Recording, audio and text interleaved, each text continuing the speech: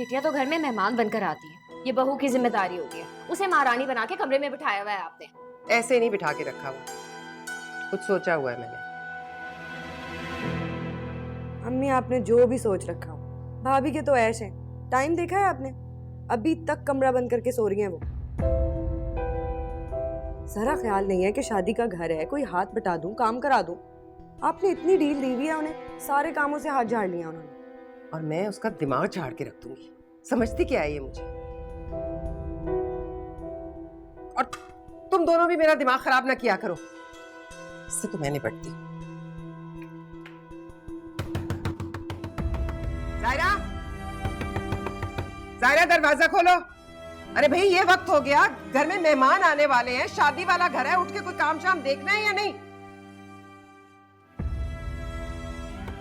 जायरा क्या भरू पी के सो रही हो? जवाब तो दो।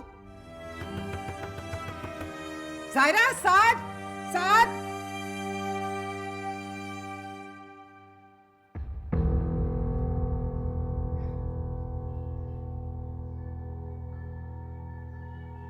हद होती है डिठाई की। इन दोनों मियाँ बीवी ने तो बेशर्मी की हद कर दी। क्या हुआ, नहीं खोला आपकी बहू ने दरवाजा? दरवाजा पीट पीट के हाथ छल हो गए मेरे। न जाने कौन सा नशा करके सोए हैं दोनों।